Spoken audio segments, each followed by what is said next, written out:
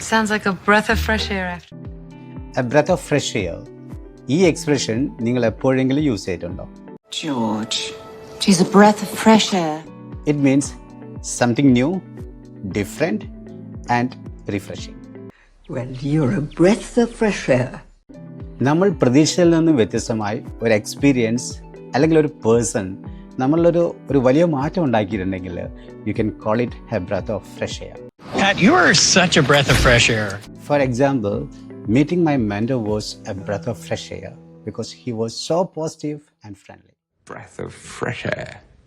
Another example, the new teaching method was a breath of fresh air.